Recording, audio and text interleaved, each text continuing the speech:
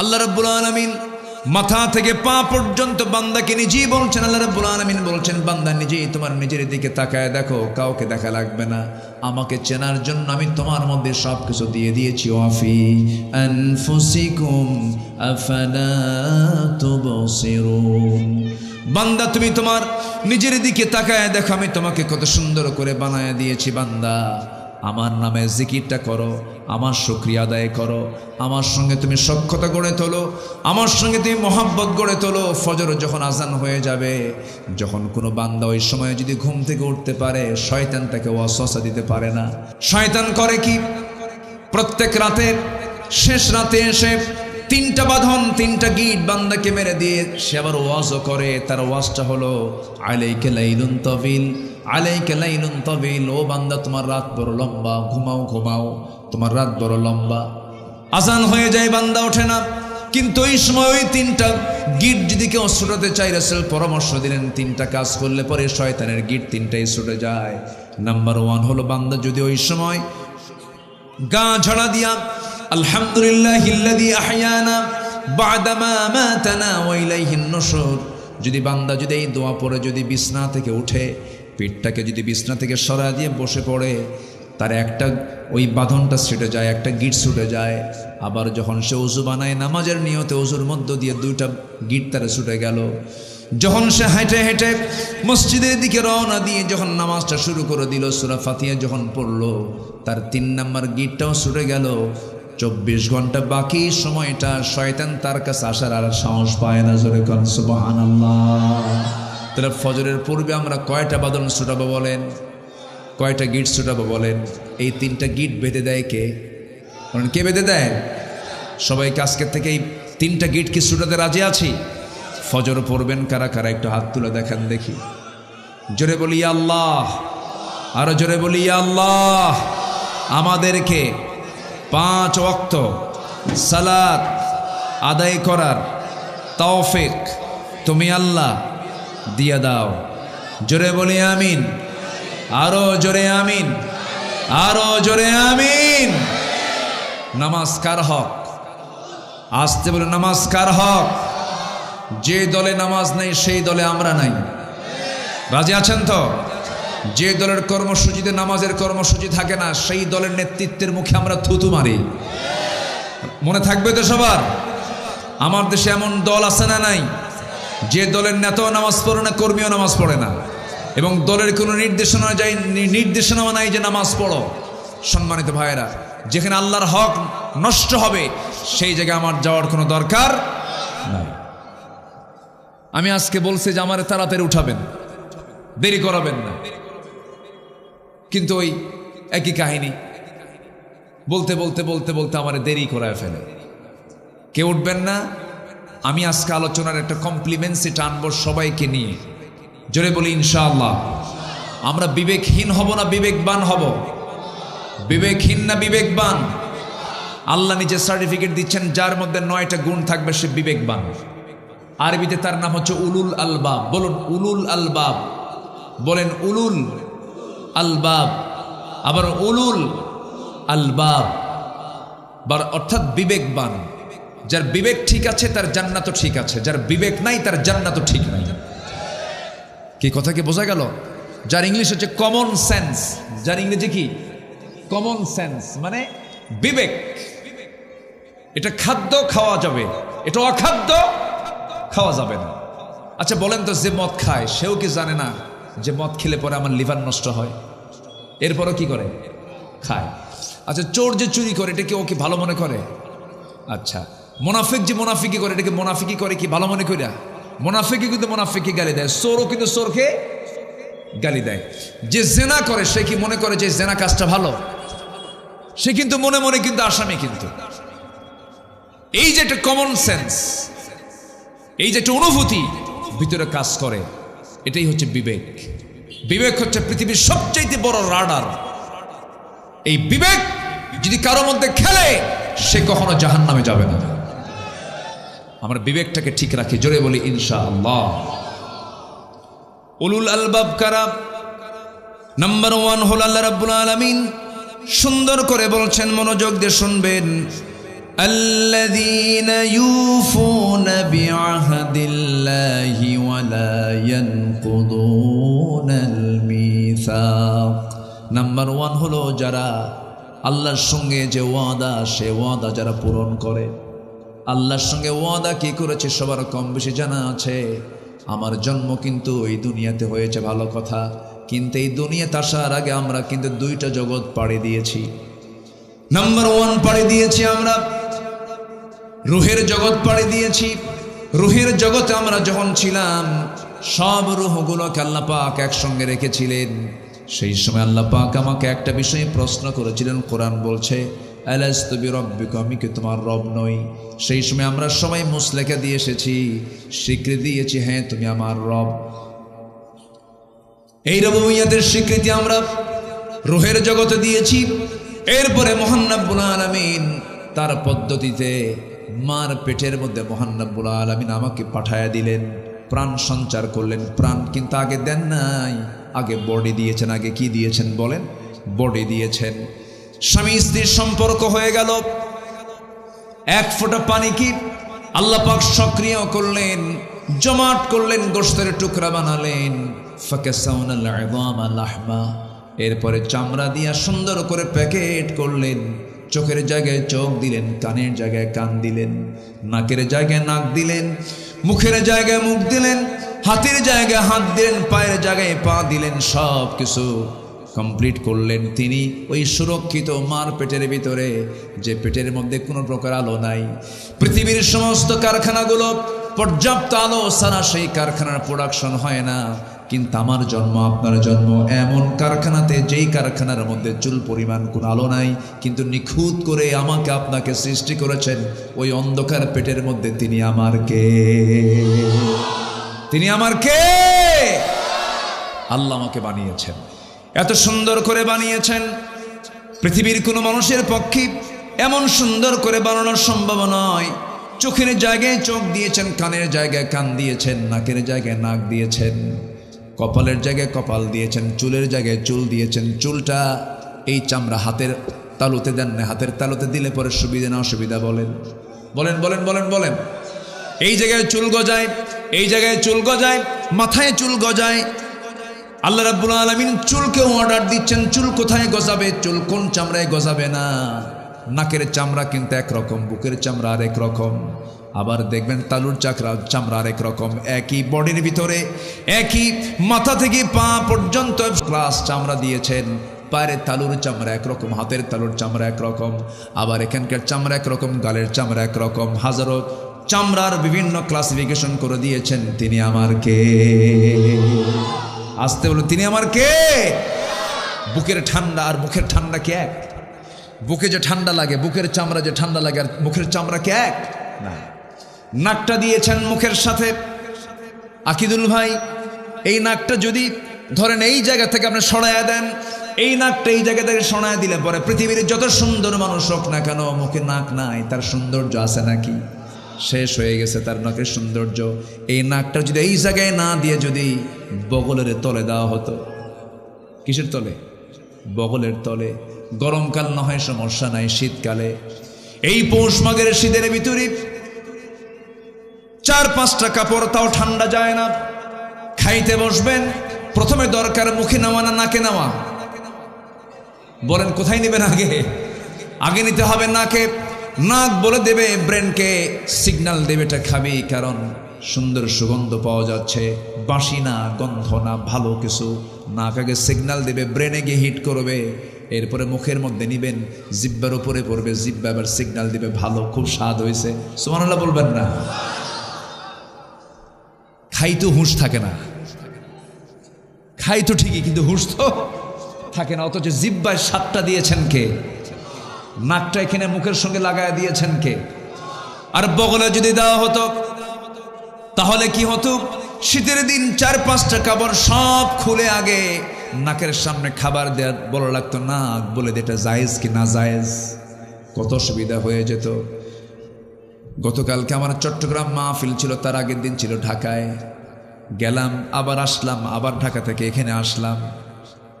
বছর 10 আগের কথা এরকম করে পরিশ্রম করছিলাম, হঠাৎ করে এক সময় মনে হলো আল্লাহ এরকম যদি কোনো সিস্টেম হতো, গোটা বডিগুলোকে যদি স্ক্রু নাট বল্টু সিস্টেম যদি করে দিতা, ঘুমের সময় এত লম্বা দেহ অসুবিধা হয়, পা নাট সিস্টেম, হাত নাট সিস্টেম, নাট দিয়ে টাইট মারবো আবার সক্রিয় হয়ে যাবে, এরকম হলেই তো মনে ভালো হতো। কিছুক্ষণ পরে দেখি একজন লোকের ব্যাগ চুরি হয়ে গেছে। কি চুরি হয়েছে? যদি ওটা যদি ঠ্যাঙের ব্যাগ হতো তাহলে কি হতো বলেন তো? বলেন কি সুবিধা না অসুবিধা? অসুবিধা হয়ে যেত। আল্লাহ তাআলা এসেনশিয়াল যা দরকার মাথা থেকে পা পর্যন্ত সব দিয়ে দিয়েছেন, মৃত্যুর দিন পর্যন্ত সব আমার সাথী থেকে যাবে। আল্লাহু আকবার বলেন। আবার যে চোখগুলো দিয়েছেন, এই চোখটা চায়না চোখ দেন নাই, চায়না চোখ, চায়না জিনিস তো ঠেকে নাকি? চায়না জিনিস ঠেকে? কম ঠেকে। আল্লাহ পাক যে চোখটা দিয়েছেন চায়না মার্কা দেননি। দাঁত যে দিয়েছেন চায়না মার্কা দেননি, দিয়েছেন মজবুত করে, যেন তুমি মৃত্যু পর্যন্ত যেন এই সমস্ত অর্গানগুলো, এই সমস্ত পার্টস পাতিগুলো নিয়ে যেন চলতে পারো। সুবহানাল্লাহ বলবেন না? কে দিয়েছেন? কে দিয়েছেন? আমাদের দেহে যে ডিএনএ আছে, ডিএনএ, আমাকে একটু বলা হয়েছে আজকে একটু সায়েন্স নিয়ে কিছু কথা বলার জন্য। কি কষ্ট পাচ্ছেন নাকি আপনারা? কোরআন যে সায়েন্স, একটু দেখেন, একটু আমি বলি, আমি আমার মূল লাইনের দিকে আস্তে আস্তে যাচ্ছি। আমার দেহ নিয়ে কথা বলছি। আমাদের মাথা থেকে পা পর্যন্ত আমাদের দেহে ডিএনএ আছে। ডিএনএ, ধরেন একটা মহিলার পেটে বাচ্চা, এই বাচ্চাটা কোন পুরুষের, এখন কি আর আড়াল করার সুযোগ আছে? আস্তে আড়াল করার কোনো সুযোগ আছে? নাই। আগে না হয় এগুলো ছিল না, কোনো চেক আপ ছিল না, এখন উপায় নাই। কোথায় কোনো আকাম কুকাম করছো, ডিএনএ টেস্ট করলেই সব ধরা পড়ে যাবে। মানুষের শরীরে যে ডিএনএ আছে, ডিএনএ, এই ডিএনএর পরিমাণ হলো 2000 কোটি কিলোমিটার। একটা মানুষের 2000 কোটি কিলোমিটার। আকিদুল ভাই, মানুষের ডিএনএর দৈর্ঘ্য হচ্ছে 2000 কোটি কিলোমিটার। একটা মানুষ, কয়টা মানুষ বলেন? একটা। পৃথিবী থেকে সূর্য পর্যন্ত 50 বারেরও বেশি আসা যাওয়া করলে যে দূরত্ব হবে তার সমান হচ্ছে ডিএনএর ডিস্টেন্স, ডিএনএর দৈর্ঘ্য। আল্লাহু আকবার বলে। আমাদের দেহে যে কোষ, এই কোষের সংখ্যা হলো 37.2 ট্রিলিয়ন। সেন্সরি রিসেপ্টর আছে হলো 110 মিলিয়ন। লোহিত রক্তকণিকার বিসি এটা আছে হলো 30 ট্রিলিয়ন। শুধুমাত্র মস্তিষ্কের নিউরন সংখ্যা হলো 100 বিলিয়ন। কেউ তো আল্লাহু আকবার বললেন না। কয় মানুষের কথা বলছি? একজন। আল্লাহ বান্দাকে আল্লাহ আমারে কি দিছে? আল্লাহ আমারে কি দিছে? সম্মানিত ভাইয়েরা, মানুষের দেহে যে ব্লাড ভেসেল আছে, ব্লাড রক্তের যে ভেসেল আছে, এটার দৈর্ঘ্য হচ্ছে 97,000 কিলোমিটার, যা 42 বিলিয়ন। আল্লাহু আকবার বলেন। সামান্য ইয়ারফোন, 2-3 হাত ইয়ারফোন পকেটে তুলে পরে পেঁচ লাগে, পেঁচ আটকে লেগে যায়। আর আমাদের ব্লাড ভেসেল হচ্ছে 97,000 কিলোমিটার লম্বা, কোনোদিন পেঁচ লাগলো না। জোরে বলি সুবহানাল্লাহ, আরো জোরে বলি সুবহানাল্লাহ। কে দিয়েছেন? আস্তে কে দিয়েছেন? আমাদের দেহে হাড়ের সংখ্যা হলো 206টা, পেশির সংখ্যা হলো 639টা, কিডনির সংখ্যা হলো 2টা। কিডনি একটা দিলেও চলতো, রিজার্ভ দিয়েছেন আরেকটা। সুবহানাল্লাহ। দুধদাঁতের সংখ্যা হলো 20টা, পাজরের সংখ্যা হলো 12 জোড়া, হৃদয়ের চেম্বার সংখ্যা হলো 4টা। এরপরে মেরুদণ্ডের সংখ্যা হলো 33টা, মাঝারি কানের হাড়ের সংখ্যা হলো 6টা, মুখের যে হাড়ের সংখ্যা হলো 14টা, স্কাল মধ্যে হাড় সংখ্যা হলো 22টা, বুকে হাড় সংখ্যা হলো 25টা, এরপর অন্ত্রহাড় সংখ্যা হলো 6টা। আমার বন্ধুগণ, মানুষের বাহুতে পেশির সংখ্যা হলো 72টা, হৃদয়ের পাম্প হলো 2টা, বৃহত্তম অঙ্গ হলো চামড়া, বৃহত্তম গ্রন্থি হলো লিভার, ছোট কোষ হলো রক্তের কোষ, বৃহত্তম কোষ হলো ডিম বা সেল, ছোট হাড় হলো স্ট্যাপ, সর্বাধিক ধমনী হলো 12টা। আমাদের দেহে রক্তের একটি সমুদ্রের সমপরিমাণ লবণ রয়েছে। জোরে কই সুবহানাল্লাহ।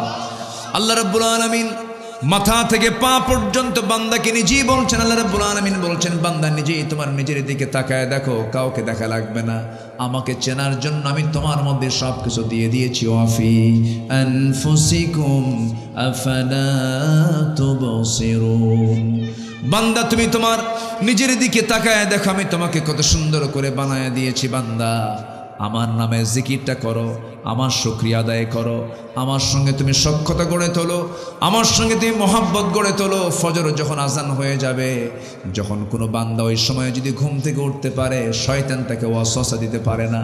শয়তান করে কি, প্রত্যেক রাতের শেষ রাতে এসে 3টা বাঁধন 3টা গিট বান্দাকে মেরে দিয়ে সে আবার ওয়াজও করে। তার ওয়াজটা হলো আলাইকা লাইলুন তাবিল, আলাইকা লাইলুন তাবিল, ও বান্দা তোমার রাত বড় লম্বা, ঘুমাও ঘুমাও, তোমার রাত বড় লম্বা। আজান হয়ে যায়, বান্দা ওঠে না। কিন্তু ওই সময় ওই 3টা গিট যদি কেউ ছুটাতে চাই, রাসূল পরামর্শ দিলেন 3টা কাজ করলে পরে শয়তানের গিট 3টাই ছুটে যায়। নাম্বার 1 হলো, বান্দা যদি ওই সময় গা ঝাড়া দিয়া আলহামদুলিল্লাহিল্লাযী আহইয়ানা বা'দামা মাতানা ওয়া ইলাইহিন নুশুর, যদি বান্দা যদি এই দোয়া পড়ে যদি বিছনা থেকে উঠে, পিঠটাকে যদি বিছনা থেকে সরা দিয়ে বসে পড়ে, তার একটা ওই বাঁধনটা ছুটে যায়, একটা গিট ছুটে যায়। আবার যখন সে ওযু বানায় নামাজের নিয়তে, ওযুর মধ্য দিয়ে 2টা গিট তার ছুটে গেল। যখন সে হেঁটে হেঁটে মসজিদের দিকে রওনা দিয়ে যখন নামাজটা শুরু করে দিল, সূরা ফাতিহা যখন পড়লো, তার 3 নম্বর গিটটাও ছুটে গেল। 24 ঘন্টা বাকি সময়টা শয়তান তার কাছে আসার আর সাহস পায় না। জোরে কোন সুবহানাল্লাহ। তাহলে ফজরের পূর্বে আমরা কয়টা বাঁধন ছুটাবো বলেন, কয়টা গিট ছুটাবো বলেন? এই 3টা গিট বেঁধে দেয় কে? কারণ কে বেঁধে দেয়? সবাইকে আজকের থেকে এই 3টা গিট কি ছুটাতে রাজি আছি? ফজর পড়বেন কারা কারা একটু হাত তুলে দেখান দেখি। জোরে বলি আল্লাহ, আরো জোরে বলি আল্লাহ।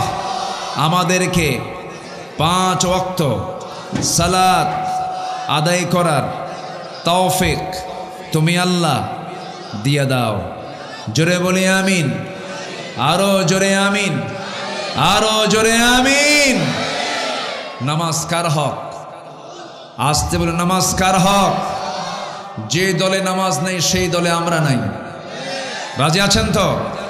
যে দলের কর্মসূচিতে নামাজের কর্মসূচি থাকে না, সেই দলের নেতৃত্বের মুখে আমরা থুতু মারি। মনে থাকবে তো সবার? আমার দেশে এমন দল আছে না নাই, যে দলের নেতাও নামাজ পড়ে না, কর্মীও নামাজ পড়ে না, এবং দলের কোনো নির্দেশনাও নাই যে নামাজ পড়ো। সম্মানিত ভাইয়েরা, যেখানে আল্লাহর হক নষ্ট হবে সেই জায়গায় আমার যাওয়ার কোনো দরকার নাই। মহান রব্বুল আলামিন বলেন, أفمن يعلم أنما أنزل إليك من ربك الحق كمن هو أعمى إنما يتذكر أولو الألباب الذين يوفون بعهد الله ولا ينقضون الميثاق والذين يصلون ما أمر الله به أن يوصل ويخشون ربهم ويخافون سوء الحساب والذين صبروا ابتغاء وجه ربهم وأقاموا الصلاة وأنفقوا مما رزقناهم سرا وعلانية ويدرؤون بالحسنة السيئة أولئك لهم عقبى الدار جربون الله أكبر سورة الرعد রাত মানে হলো বজ্রপাত। রাত মানে কি? বজ্রপাত। আকাশে বিজলি চমকায় না? বিজলি চমকায় মেঘের ঘর্ষণে, সেখানে একটা বিশাল আওয়াজও হয়। বজ্রপাত, এটাকে আরবিতে রাত বলা হয়। আল্লাহ পাক এই সূরাতে, এই সূরার নামকরণই করেছেন রাত নামে। সম্মানিত ভাইয়েরা, সম্মানিত বন্ধুগণ, কোরআন যে আল্লাহর পক্ষ থেকে নাজিল হওয়া কিতাব, এটাকে যে পৃথিবীর মানুষের রচিত কিতাব নয়, এরকম অসংখ্য প্রমাণ কোরআনে আছে না নাই বলেন তো? আসতে বলবেন না, আছে না নাই? আচ্ছা, এই যে আমরা আকাশে মেঘ দেখি, এই মেঘ নিয়ে অনেক রহস্য। এই মেঘের বাস্তবতা নিয়ে আজ থেকে ১৫০০ বছর আগের কোনো মানুষের পক্ষে এর কোনো তথ্য বিশ্ববাসীকে দেওয়া কখনোই সম্ভব না, অসম্ভব ব্যাপার। অথচ আল্লাহ রাব্বুল আলামিন আজ থেকে ১৫০০ বছর আগে রাসূলকে তা দেখিয়ে দিয়েছেন, জানিয়ে দিয়েছেন। মেঘের কিন্তু ওজন আছে। এই মেঘ আল্লাহ পাক যদিও আকাশে ঝুলিয়ে রেখেছেন, কিন্তু টনকে টন, লক্ষ লক্ষ টন ওজন মেঘমালার। কিন্তু আশ্চর্যজনক বিষয় হলো, এটাকে আমাদের মাথার উপরে ঝুলিয়ে রেখেছেন, শূন্যে রেখেছেন। তিনি আমার কে? আসতে বলবেন না, তিনি আমার কে? আল্লাহ পাক। মহান রব্বুল আলামিন বলেন, হুয়াল্লাযী ইউরীকুমুল বারকা খাওফান ওয়া তামআন ওয়া ইউনশিস সাহাবাস সিকাল। জোরে বলুন আল্লাহু আকবার, আরো জোরে বলুন আল্লাহু আকবার। তিনি সেই মহান সত্তা যিনি আকাশে মেঘমালাকে ঝুলন্ত করে রেখে দিয়েছেন। তিনি তো তোমার জন্য এগুলো করে দিয়েছেন। পানি চক্র, ওয়াটার সাইকেল দিয়েছেন কে? এই যে পানি চক্র, এই পানি চক্র পৃথিবীর কোনো মানুষের পক্ষে সম্ভব নয়। কোনো মানুষ এই পানি চক্র আবিষ্কার করতে পারবে না, এমন সিস্টেম তৈরি করতে পারবে না। এটা সম্পূর্ণ বান্দার জন্য সুন্দর করে দিয়েছেন তিনি আমার একমাত্র কে? জোরে বলুন কে? আল্লাহই পেরেছেন, আল্লাহই পারবেন। এটা বান্দার পক্ষে সম্ভব। বছরে এই জমিন থেকে, এই দুনিয়া থেকে বিভিন্ন জায়গার যে পানি, সমুদ্র হচ্ছে পানির উৎস, কিন্তু এরপরে এই যে আমার আপনার বাড়ির সামনে পুষ্কুনি আছে, পুকুর আছে, ঝোলা আছে, বিভিন্ন জায়গায় পানিগুলো যে থাকে, এইগুলো পানিকে ফিল্টারিং করে, এটাকে কি বলে, সুন্দর করে পরিষ্কার করে, একদম ফ্রেশ করে ফিল্টারিং করে যিনি তোলেন তিনি আমার কে? আসতে বলেন, তিনি আমার কে? তার পরিমাণ কত জানেন? বছরে ৫১৩ ট্রিলিয়ন টন পানি আল্লাহ পাক এই জমিন থেকে আকাশে বৃষ্টির জন্য তোলেন। ৫১৩ ট্রিলিয়ন টন। বলুন তো, পৃথিবীর কোনো ব্যবস্থাপনা, ধরুন ঢাকা ওয়াসা আছে, ঢাকা ওয়াসা আছে না? ঢাকা ওয়াসা আছে, এরকম করে বিভিন্ন পানির ডিপার্টমেন্ট, দেখার পানি উন্নয়ন বোর্ড আছে। তো যদি ৫১৩ ট্রিলিয়ন টন পানি উত্তোলনের জন্য যদি পৃথিবীর কোনো ওয়াটার সাপ্লাই কোম্পানিকে যদি দেওয়া হতো, বলেন তো কিয়ামত পর্যন্ত কি এক বছরের পানি এরকম করে ডিস্ট্রিবিউট করা সম্ভব? আজ তো সম্ভব? সম্ভব না। আল্লাহু আকবার। যারা পানি ডিপার্টমেন্টে যারা গবেষণা করেন, চিন্তা করেন, চোখে কিন্তু আপনা আপনি পানি চলে আসে। আল্লাহ তোমার কি ক্ষমতা, তোমার কি কুদরত। এবং বিকাদারিন বিমাইন বিকাদারিন, এবং সে পানিটা যে আল্লাহ পাক তোলেন, অপরিমিত পানি তোলেন না, পরিমাণ মতোই পানি তোলেন। আবার কারণ বেশি পানি তুললে আবার বেশি পানি পড়লে কি হয়ে যাবে? বন্যা হয়ে যাবে। যেখানে যতটুকু পানি দরকার আল্লাহ তাআলা ততটুকু পানি বিমাইন বিকাদারিন, পরিমাণ মতো পানি তুলে আবার ওটাকে সুন্দর করে বিভিন্ন জায়গায় সমান তালে আল্লাহ পাক তা নাজিল করেন। জোরে বলি সুবহানাল্লাহ। কে খাওয়ান? কে চালান? অনেক বান্দা কয় আল্লাহ মানে চালাই কেমনে, অথচ তার নাকের ডগায়, তার চোখের সামনে এই যে মেঘমালাগুলো পানি, আবার নাকের ডগায় অক্সিজেন দিয়েছেন। এগুলো কি টাকা দিয়ে দিচ্ছেন না এমনি ফ্রি করে দিচ্ছেন? বলেন বৃষ্টি যে নাজিল হয় কোনো ট্যাক্স আছে? আজ থেকে ট্যাক্স আছে? আল্লাহ রাব্বুল আলামিন বলেন, বান্দারে তবে হ্যাঁ, এই পানির সেচ দিয়া যে আবাদ হবে, সেই পানি সেচের মধ্যে দেশে আমাদের তুমি ২০ ভাগের ১ ভাগ দেবে। আর আমি আল্লাহ রাব্বুল আলামিন যে আকাশ থেকে পানি বর্ষণ করলাম, অসর দেবে ১০ ভাগের ১ ভাগ দেবে। আমার পথে তুমি দিয়া দিবা ১০০ মনে, ১০ মন দিবা, 10 মণে 1 মণ দিবা। খাদ্যের যাকাত আছে না নাই বলেন? আছে, এটুকু তুমি দিবা। তুমি আমার পথে দান করবে, আমি আল্লাহ তোমাকে যা দিবা তার চাইতে ডাবল ডাবল দিয়ে দেব। জোরে বলি সুবহানাল্লাহ। আমার ভাইয়েরা, এই তথ্যগুলো কোরআন আপডেট দিয়েছে, আগে আগেই বলে দিয়েছে। পৃথিবীর কোনো মানুষের পক্ষে এটা সম্ভব নয়। এমন তথ্যবহুল কোরআন পৃথিবীর কোনো মানুষ রচনা করতে পারে না। একটা প্রাণীর নামে সূরা আছে, সূরাতুন নাহাল। নাহাল মানে হলো মৌমাছি। নাহাল মানে কি? মৌমাছি। আল্লাহ রাব্বুল আলামিন পৃথিবীর সমস্ত মানুষের জন্য একটা ওষুধ দিয়েছেন, একটা মেডিসিন তিনি মৌমাছিকে দায়িত্ব দিয়েছেন। মৌমাছিকে বলছেন, মৌমাছি শোন, তুই এমন একটা ওষুধ বানাবি যে ওষুধের মধ্যে আমি আল্লাহ রাব্বুল আলামিন সমস্ত রোগের ঔষধ আমি তার মধ্যে রেখে দিয়েছি। জোরে বলি সুবহানাল্লাহ। সেই খাঁটি মধু কি পাওয়া যায়? বলেন কই? হ্যাঁ, খাঁটি মধু থাকলে আমারে দিয়ে দিন একটু। খাঁটি মধু পেতে হলে মানুষ কি হতে হবে? মানুষ কি হতে হবে? খাঁটি হতে হবে। মানুষ না খাঁটি হলে কি আর খাঁটি মধু পাওয়া যায়? কিন্তু মৌমাছি যে মধু বানায়, সেই মৌমাছি কিন্তু কখনো ভেজাল করে না। একটু শোনেন, দেখেন আল্লাহ তাআলা কি কুদরত রেখেছেন। আল্লাহ বান্দাকে সুস্থ রাখার জন্য এগুলো ব্যবস্থাপনা করেছেন। এবং মৌমাছির, মৌচাকের মূল প্রোডাক্ট তো খুলনা অঞ্চলেই। কোথায় বলেন তো? খুলনা কোথায়? সেই তো আপনার ধারেই তো সব ওষুধ। জোরে বলেন সুবহানাল্লাহ। 1973 সালে অস্ট্রিয়ান বিজ্ঞানী কার্ল ভন ফ্রিশ মৌমাছির জীবন চক্র নিয়ে গবেষণা করে নোবেল পুরস্কার পাইছেন। তিনি এই বিষয়ে একটা বইও লিখেছেন, যার নাম হলো দ্য ড্যান্সিং বিজ।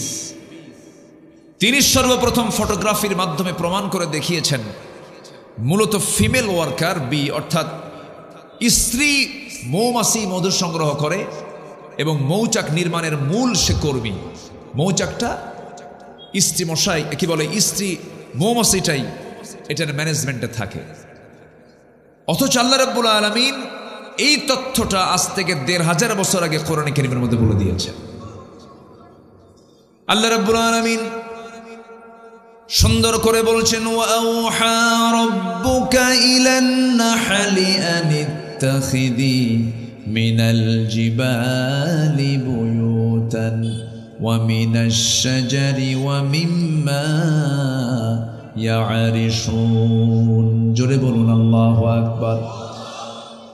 তোমার রব মৌমাছিকে ইঙ্গিত করলেন, তুমি পাহাড় এবং গাছে সুন্দর করে তুমি বাসা নির্মাণ করো, সেখানে নিবাস বানায় নাও। আল্লাহ তাআলা নিত্তাখিযি বলেছেন। এখানে আলেম উলামা যারা আছেন, এটা মুয়ান্নাসের সিগা। রানী মৌমাছিকে আল্লাহ রাব্বুল আলামিন ওহী করছেন, তুমি বাসা বানাও পাহাড়ে ডালে। জোরে বলে সুবহানাল্লাহ। নম্বর 2 হলো, ওই নোবেল বিজ্ঞানী প্রমাণ করলেন একটা কর্মী মৌমাছি নতুন ফুলের বাগান বা উদ্যান খুঁজে পায়, তখন স্বর্ণ মৌমাছিদেরকে সঠিক পথের দিক নির্দেশনা দিয়ে দেয়। সেই সময় যে দিক নির্দেশনা দেয়, এই নাচের নাম তিনি দিয়েছেন ওয়াগল ড্যান্স, যা পৃথিবী জুড়ে সাড়া ফেলে। অথচ এই তথ্য কোরআনে কারীমে আল্লাহ রাব্বুল আলামিন কত আগে দিয়েছেন। এটা পুরাতন তথ্য। ১৫০০ বছর আগে মহান রাব্বুল আলামিন ওই মৌমাছিকে বলছেন, সুম্মা কুলি মিন কুল্লি সামারাতি ফাসলুকি সুবুলা রাব্বিকা যুলুলা। জোরে বলুন আল্লাহু আকবার। নাম্বার 3 হলো, বিজ্ঞানীরা নিখুঁতভাবে গবেষণা করে দেখেছে আসলে মধু বের হয় মৌমাছির পেট থেকে। মৌমাছির পেট থেকে মধুটা বের হয়ে থাকে। সে শুধু যে বিভিন্ন রসগুলো নিয়ে এসে, এই রসগুলো নিয়ে এসে মৌচাকে রাখে না, মৌমাছি তার পেটের মধ্যে নেয়। কিসের মধ্যে নেয় বলেন? পেটের মধ্যে নেয়। পেট থেকে মৌমাছি বের হয়, মৌমাছির পেট থেকে মধু বের হয়ে যায়। জোরে বলি সুবহানাল্লাহ। এই আশ্চর্য তথ্যটি যদিও বিজ্ঞান হালে বলছে 19 শতকে বলেছে আল্লাহ রাব্বুল আলামিন 1500 বছর আগে রাসূলকে জানায় দিচ্ছেন ইয়াখরুজু মিন বুতুনিহা শারাবুন মুখতালিফুন আলওয়ানুহু ফীহি শিফাউন লিন-নাস ইন্না ফী যালিকা লাআয়াতান লিকাওমিন ইয়াতাফাক্কারুন। জোরে বলুন আল্লাহু আকবার। আল্লাহ রাব্বুল আলামিন 1500 বছর আগে জানিয়ে দিলেন তার পেট থেকে এমন পানীয় বের হয় যার রং ভিন্ন ভিন্ন, যাতে রয়েছে মানুষের জন্য সমস্ত রোগের ঔষধ। জোরে বলি সুবহানাল্লাহ, আরো জোরে বলি সুবহানাল্লাহ। আমার ভাইয়েরা, এই মৌমাছি যে মধু বানায়, 1 পাউন্ড মধু বানাতে 550 মৌমাছিকে প্রায় 20 লাখ ফুলে ভ্রমণ করতে হয়। 550 মৌমাছিকে 20 লাখ ফুলে ভ্রমণ করতে হয়। কত লাখ ফুলে? 20 লক্ষ ফুলে ভ্রমণ করতে হয়। যেখানে একটা কর্মী মৌমাছিকে 80,000 কিলোমিটার পথ অতিক্রম করতে হয়। অন্য একটি গবেষণা তথ্য মতে প্রায় 14.5 লাখ কিলোমিটার পথ অতিক্রম করতে হয়, যা দিয়ে পুরো পৃথিবীকে 3 বার প্রদক্ষিণ করা যাবে। জোরে বলি আল্লাহু আকবার। কয় পাউন্ড? বলেন বলেন বলেন। তাহলে 1 পাউন্ড মধুতে যদি 14.5 লক্ষ কিলোমিটার পথ অতিক্রম করতে হয় 550 মৌমাছির। কে দিয়েছেন? কে? আস্তে কে দিয়েছেন? আল্লাহ দিয়েছেন। আবার মৌচাকের মধু যেন নষ্ট না হয়, মৌচাকের মধ্যে এর তাপমাত্রা থাকতে হবে হলো 35 ডিগ্রি সেলসিয়াস। কত? 35 ডিগ্রি সেলসিয়াস। যদি এই তাপমাত্রা কমে যদি 30 ডিগ্রিতে আসে, তখন মৌমাছিগুলো সব একত্রিত হয়ে তাদের ডানাগুলো ঝাঁপিয়ে তাপমাত্রা বৃদ্ধি করে, এরকম নড়ায়, বারবার নড়ায় নিয়ে এটার তাপমাত্রা আবার স্বাভাবিক 35 ডিগ্রি সেলসিয়াসে নিয়ে যায়। আবার যদি 40 ডিগ্রি হয়ে যায়, যদি বেশি হয়ে যায়, তখন ওই পাখাটা উল্টা করে ঝাপটান দেয়, উল্টা করে, তখন এটা আবার 40 থেকে 35 ডিগ্রি সেলসিয়াস তাপমাত্রায় চলে আসে। কেউ তো সুবহানাল্লাহ বললেন না। আবার এই মৌচাকের মধ্যে কোনো মধু সংগ্রহকারী কর্মী মৌমাছি যখন ভিতরে ঢুকতে নেয়, ওর পায়ের ভিতরে যদি কোনো জার্ম থাকে, ওই দরজার মুখে থাকে পুলিশ মৌমাছি, মানে অ্যাডমিনিস্ট্রেশন সে চালায়, প্রশাসন চালায়। যদি কোনো মৌমাছি ঢুকতে নিয়ে কোনো জার্ম নিয়ে ঢোকে, ওই পুলিশ মৌমাছির একটা টিম একসঙ্গে অ্যাটাক করে কামড়ায়া ওকে মেরে ফেলে। বলে যে আল্লাহই দিয়েছেন এই মৌমাছির, এই মৌচাকের মধু যেন জার্ম না হয়, এই জন্য তোকে হত্যা করা হলো। একটু আসতে বলি সুবহানাল্লাহ। তাহলে মৌচাকের দরজায় পুলিশ রেখে দিলেন মৌমাছির মধ্যে যেন মৌচাকের মধু যেন নষ্ট না হয়। আর বান্দা যায় কি করে? মধুর মধ্যে কি ঢুকায় দেয়? কি ঢুকায়? তাহলে এদের কি করা দরকার বলেন তো? যদি আল্লাহ তাআলার প্রশাসনে যদি ওই মৌমাছিকে যদি অন্য মৌমাছি যারা পুলিশ কামড়ায় যদি মেরে ফেলে, খাদ্যের মধ্যে যারা ভেজাল দেয় এদেরও ফাঁসির মঞ্চে ঝুলানো দরকার। কি ঠিক কিনা? যারা খাদ্যে ভেজাল দেয় তারা মানুষের শত্রু, মানবতার শত্রু। আমার দেশে আছে না নাই?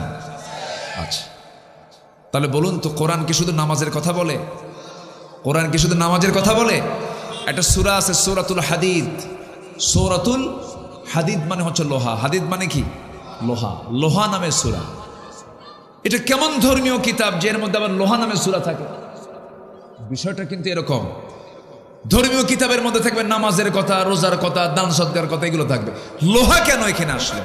দেখেন, আধুনিক বিজ্ঞান বলতেছে লোহার সৃষ্টি পৃথিবীতে নয়, লোহা এসেছে বহির জগৎ থেকে, অর্থাৎ আকাশ থেকে। কারণ পৃথিবীর পরিবেশে লোহা উৎপাদনের জন্য অনুপযোগী। কেননা সূর্যের তাপমাত্রা লোহা উৎপাদনের জন্য যথেষ্ট নয়। সূর্যের কেন্দ্রের তাপমাত্রা হচ্ছে 15 মিলিয়ন ডিগ্রি সেলসিয়াস। সূর্যের কেন্দ্রের তাপমাত্রা হচ্ছে, সূর্যের মূল সেন্টারে এটার তাপমাত্রা হচ্ছে 15 মিলিয়ন ডিগ্রি সেলসিয়াস। আমরা কিন্তু 30-35 কায়েত হয়ে পড়ি, 40-এ কায়েত হয়ে পড়ি। আর সূর্যের আভ্যন্তরীণ তাপমাত্রা হচ্ছে 15 মিলিয়ন ডিগ্রি সেলসিয়াস। কেউ তো আল্লাহু আকবার বললেন না। আচ্ছা, সূর্যের পৃষ্ঠে অর্থাৎ ফটোস্ফিয়ারের তাপমাত্রা হচ্ছে 5.5 থেকে 6,000 ডিগ্রি সেলসিয়াস। অথচ লোহা উৎপাদনের জন্য আনুমানিক 5 বিলিয়ন ডিগ্রি সেলসিয়াস প্রয়োজন।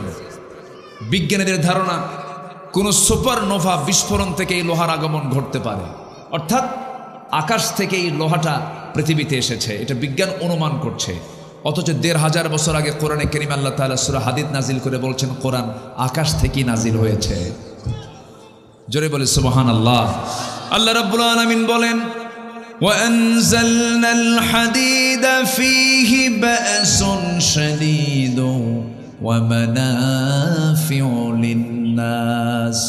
সূরাতুল হাদিদ আয়াত নাম্বার 25। আমি নাজিল করেছি লৌহ যাতে রয়েছে প্রচণ্ড শক্তি, মানুষের জন্য বহুবিধ উপকার।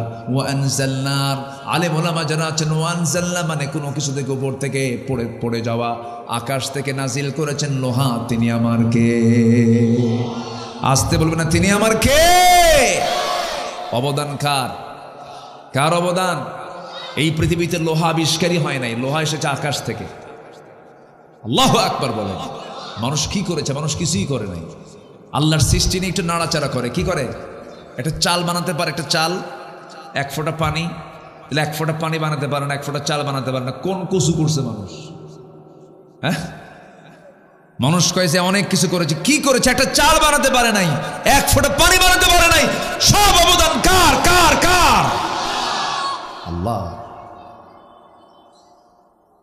সম্মানিত ভাইয়েরা, চোখ থেকে আপনি পানি বের হওয়ার কথা। আল্লাহ তাআলা কত মহান কুদরত।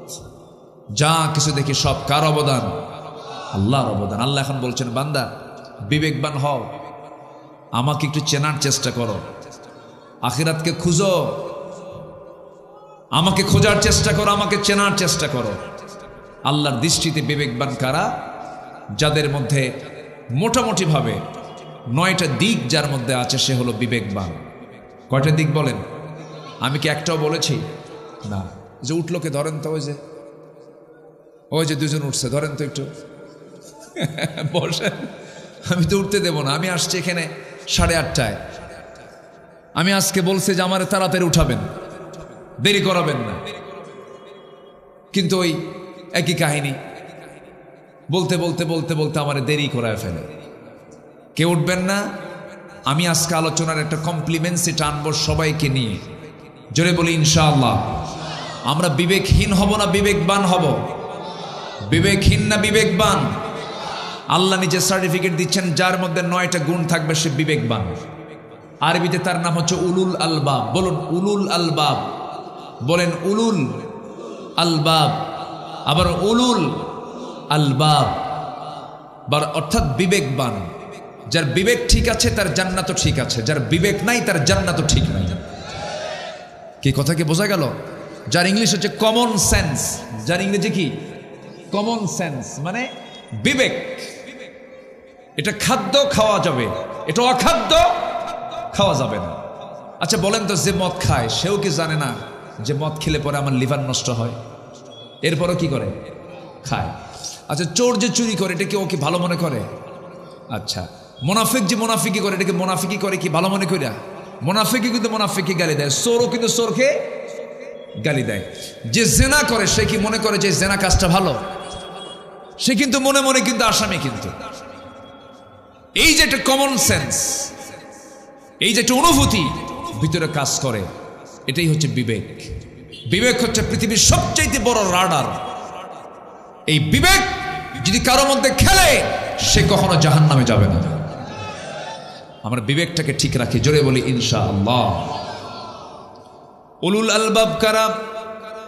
নাম্বার 1 হল আল্লাহ রাব্বুল আলামিন সুন্দর করে বলছেন, মনোযোগ দিয়ে শুনবেন, আল্লাযীনা ইউফুনা বিআহদিল্লাহি ওয়া লা ইয়ানকুদুনাল মিসাক। নাম্বার 1 হলো যারা আল্লাহর সঙ্গে যে ওয়াদা, সে ওয়াদা যারা পূরণ করে। আল্লাহর সঙ্গে ওয়াদা কি করেছে সবার কম বেশি জানা আছে। আমার জন্ম কিন্তু এই দুনিয়াতে হয়েছে ভালো কথা, কিন্তু এই দুনিয়াতে আসার আগে আমরা কিন্তু দুইটা জগৎ পাড়ি দিয়েছি। নাম্বার 1 পাড়ি দিয়েছি আমরা রুহের জগৎ পাড়ি দিয়েছি। রুহের জগতে আমরা যখন ছিলাম সব রুহগুলোকে আল্লাহ পাক একসঙ্গে রেখেছিলেন। সেই সময় আল্লাহ পাক আমাকে একটা বিষয়ে প্রশ্ন করেছিলেন। কোরআন বলছে আলাস্তু বিরাব্বিকুম, আমি কি তোমার রব নই? সেই সময় আমরা সবাই মুসলেখা দিয়ে এসেছি, স্বীকৃতি দিয়েছি হ্যাঁ তুমি আমার রব। এই রুবুবিয়্যাতের স্বীকৃতি আমরা রুহের জগতে দিয়েছি। এরপরে মহান রব্বুল আলামিন তার পদ্ধতিতে মার পেটের মধ্যে মহান রব্বুল আলামিন আমাকে পাঠায়া দিলেন, প্রাণ সঞ্চার করলেন। প্রাণ কিন্তু আগে দেন নাই, আগে বডি দিয়েছেন। আগে কি দিয়েছেন বলেন? বডি দিয়েছেন। স্বামী স্ত্রীর সম্পর্ক হয়ে গেল। এক ফোঁটা পানি কি আল্লাহ পাক সক্রিয় করলেন, জমাট করলেন, গোশতের টুকরা বানালেন। ফাকাসাউনাল ইযামা লাহমা, এরপরে চামড়া দিয়া সুন্দর করে প্যাকেট করলেন। চোখের জায়গায় চোখ দিলেন, কানের জায়গায় কান দিলেন, নাকের জায়গায় নাক দিলেন, মুখের জায়গায় মুখ দিলেন, হাতের জায়গায় হাত দিলেন, পায়ের জায়গায় পা দিলেন। সব কিছু কমপ্লিট করলেন তিনি ওই সুরক্ষিত মার পেটের ভিতরে, যে পেটের মধ্যে কোনো প্রকার আলো নাই। পৃথিবীর সমস্ত কারখানাগুলো পর্যাপ্ত আলো ছাড়া সেই কারখানার প্রোডাকশন হয় না। কিন্তু আমার জন্ম, আপনার জন্ম এমন কারখানাতে, যেই কারখানার মধ্যে চুল পরিমাণ কোনো আলো নাই, কিন্তু নিখুঁত করে আমাকে আপনাকে সৃষ্টি করেছেন। ওই অন্ধকার পেটের মধ্যে তিনি আমার কে? তিনি আমার কে? আল্লাহ আমাকে বানিয়েছেন, এত সুন্দর করে বানিয়েছেন। পৃথিবীর কোনো মানুষের পক্ষে এমন সুন্দর করে বানানো সম্ভব নয়। চোখের জায়গায় চোখ দিয়েছেন, কানের জায়গায় কান দিয়েছেন, নাকের জায়গায় নাক দিয়েছেন, কপালের জায়গায় কপাল দিয়েছেন, চুলের জায়গায় চুল দিয়েছেন। চুলটা এই চামড়া হাতের তালুতে দেন না, হাতের তালুতে দিলে পরে সুবিধা না অসুবিধা বলেন? বলেন বলেন বলেন বলেন। এই জায়গায় চুল গজায়, এই জায়গায় চুল গজায়, মাথায় চুল গজায়। আল্লাহ রাব্বুল আলামিন চুলকেও অর্ডার দিচ্ছেন, চুল কোথায় গজাবে, চুল কোন চামড়ায় গজাবে না। নাকের চামড়া কিন্তু একরকম, বুকের চামড়া আর এক রকম, আবার দেখবেন তালুর চামড়া আর এক রকম। একই বডির ভিতরে একই মাথা থেকে পা পর্যন্ত ক্লাস চামড়া দিয়েছেন। পায়ের তালুর চামড়া একরকম, হাতের তালুর চামড়া একরকম, আবার এখানকার চামড়া একরকম, গালের চামড়া একরকম। হাজারো চামড়ার বিভিন্ন ক্লাসিফিকেশন করে দিয়েছেন। তিনি আমার কে? আসতে বলুন, তিনি আমার কে? বুকের ঠান্ডা আর মুখের ঠান্ডা কি এক? বুকে যে ঠান্ডা লাগে, বুকের চামড়া যে ঠান্ডা লাগে, আর মুখের চামড়া কি এক? না। নাকটা দিয়েছেন মুখের সাথে। আকিদুল ভাই, এই নাকটা যদি ধরেন এই জায়গা থেকে আপনি সরায়া দেন, এই নাকটা এই জায়গা থেকে সরায়া দিলে পরে পৃথিবীর যত সুন্দর মানুষ হোক না কেন, মুখে নাক নাই, তার সৌন্দর্য আছে নাকি? শেষ হয়ে গেছে তার নাকের সৌন্দর্য। এই নাকটা যদি এই জায়গায় না দিয়ে যদি বগলের তলে দেওয়া হতো, কিসের তলে? বগলের তলে। গরমকাল না হয় সমস্যা নাই, শীতকালে এই পৌষ মাঘের শীতের ভিতরে 4-5টা কাপড় তাও ঠান্ডা যায় না। খাইতে বসবেন, প্রথমে দরকার মুখে নেওয়া না নাকে নেওয়া? বলেন কোথায় নেবেন? আগে আগে নিতে হবে নাকে। নাক বলে দেবে ব্রেনকে, সিগন্যাল দেবে এটা খাবি, কারণ সুন্দর সুগন্ধ পাওয়া যাচ্ছে, বাসি না, গন্ধ না, ভালো কিছু। নাক আগে সিগন্যাল দেবে, ব্রেনে গিয়ে হিট করবে, এরপরে মুখের মধ্যে নিবেন, জিব্বার উপরে পড়বে, জিব্বা আবার সিগন্যাল দিবে ভালো, খুব স্বাদ হয়েছে। সুবহানাল্লাহ বলবেন না? খাই তো হুঁশ থাকে না, খাই তো ঠিকই, কিন্তু হুঁশ তো থাকে না। অথচ জিব্বায় স্বাদটা দিয়েছেন কে? নাকটা এখানে মুখের সঙ্গে লাগায় দিয়েছেন কে? আর বগলে যদি দেওয়া হতো তাহলে কি হতো? শীতের দিন 4-5টা কাপড় সব খুলে আগে নাকের সামনে খাবার দেওয়া বলা লাগতো, নাক বলে এটা জায়েজ কি না জায়েজ, কত সুবিধা হয়ে যেত। গতকালকে আমার চট্টগ্রাম মাহফিল ছিল, তার আগের দিন ছিল ঢাকায়, গেলাম আবার আসলাম, আবার ঢাকা থেকে এখানে আসলাম। বছর 10 আগের কথা এরকম করে পরিশ্রম করছিলাম, হঠাৎ করে এক সময় মনে হলো আল্লাহ এরকম যদি কোনো সিস্টেম হতো, গোটা বডিগুলোকে যদি স্ক্রু নাট বল্টু সিস্টেম যদি করে দিতা, ঘুমের সময় এত লম্বা দেহ অসুবিধা হয়, পা নাট সিস্টেম, হাত নাট সিস্টেম, নাট দিয়ে টাইট মারবো আবার সক্রিয় হয়ে যাবে, এরকম হলেই তো মনে ভালো হতো। কিছুক্ষণ পরে দেখি একজন লোকের ব্যাগ চুরি হয়ে গেছে। কি চুরি হয়েছে? যদি ওটা যদি ঠ্যাঙের ব্যাগ হতো তাহলে কি হতো বলেন তো? বলেন কি সুবিধা না অসুবিধা? অসুবিধা হয়ে যেত। আল্লাহ তাআলা এসেনশিয়াল যা দরকার মাথা থেকে পা পর্যন্ত সব দিয়ে দিয়েছেন। মৃত্যুর দিন পর্যন্ত সব আমার সাথী থেকে যাবে। আল্লাহু আকবার বলেন। আবার যে চোখগুলো দিয়েছেন, এই চোখটা চায়না চোখ দেন নাই। চায়না চোখ, চায়না জিনিস তো ঠেকে নাকি? চায়না জিনিস ঠেকে? কম ঠেকে। আল্লাহ পাক যে চোখটা দিয়েছেন চায়না মার্কা দেননি।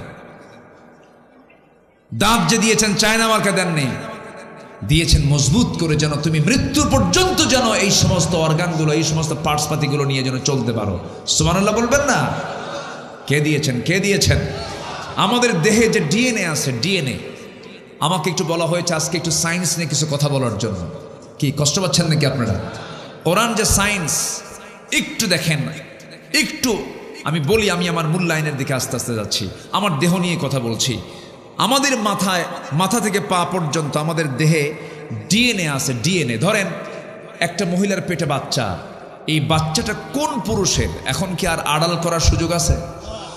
আস্তে আড়াল করার কোনো সুযোগ আছে?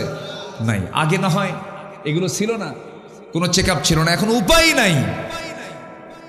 কোথায় কোনো আকাম কুকাম করছো, ডিএনএ টেস্ট করলেই সব ধরা পড়ে যাবে।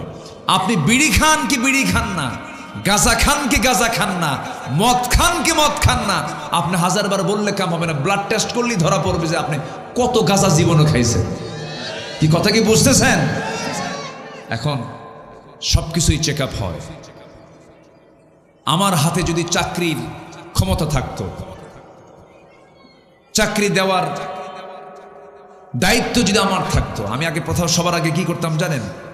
সবার আগে করতাম হচ্ছে এটাই, চাকরি সেই করতে পারবে আগে যার ব্লাড টেস্ট হবে। ব্লাড টেস্টে যদি কোনো মাদক ধরা পড়ে, ওর চাকরি আজীবন নিষিদ্ধ। আসতে কোন কেন? এমনকি ড্রাইভিং লাইসেন্সের জন্য বিআরটিএতে যাবে, কোন ড্রাইভারই করবে, আগে তার ব্লাড টেস্ট হবে, সে নেশা করে কিনা, নেশাখোর কিনা। নেশা হলে সারা জীবন তার লাইসেন্স বাতিল হয়ে যাবে, সব ঠিক হয়ে যেত। কিন্তু দেশ যে চালাইছে 54 বছর সব ফেরেশতারা। আমার দেশ যারা চালাইছে সব কারা? ফেরেশতারা। 50 লক্ষ মানুষ আজকে মাদক সেবী আমার দেশে। 50 লাখ। 50 লাখ মানে কি? তার বাবা আছে, মা আছে, ভাই আছে, বোন আছে, বন্ধু বান্ধব আছে। 50 লক্ষ মানে এই দেশে একটা মহামারী আকার ধারণ করেছে নেশা। কি? যার ঘরে একটা নেশাখোর ছেলে আছে সে বোঝে এটা কত বড় জাহান্নাম। বাপ টাকা রাখতে পারে না, ওই ক্যাশ বাক্স চুরি করে নিয়ে আসে। বাপ চেক বই রাখতে পারে না, চেক বই নিয়ে বাপ ঘুম পারে, টিপ মেরে নিয়ে চেক বুক নিয়ে মারে দৌড়। যে নেশাখোর সে চোর হয়, যে নেশাখোর তার মধ্যে কোনো কমন সেন্স থাকে না, তার কাছে নিজের বোন পর্যন্ত তার সতীত্ব নিরাপত্তা নিয়ে থাকতে পারে না। কত বড় একটা বিপদ এটা।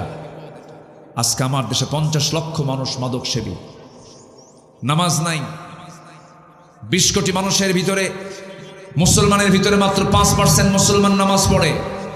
আজকে যদি এমন কন্ডিশন করত, এই রাষ্ট্রের প্রতিটি নাগরিক আজান হওয়ার সঙ্গে সঙ্গে চেয়ারম্যানের পেছনে মেম্বারের নামাজ পড়বে, ওসির পেছনে দারোগা নামাজ পড়বে, এমপির পেছনে জনগণ নামাজ পড়বে, রাষ্ট্রপতির পেছনে সচিবরা নামাজ পড়বে। প্রত্যেকটা জায়গায় যদি নামাজের পরিবেশ তৈরি হতো, মদের ব্যাপারে যদি আইন পাশ হতো, জেনার বিরুদ্ধে যদি আইন পাশ হতো, এই দেশটা হয়ে যদি জান্নাতের টুকরা, দুর্নীতির কোনো গন্ধ থাকতো না। এমন দেশ সবাইকে চান? চান কারা কারা? হাত উঁচু করে দেখান মুসলমান।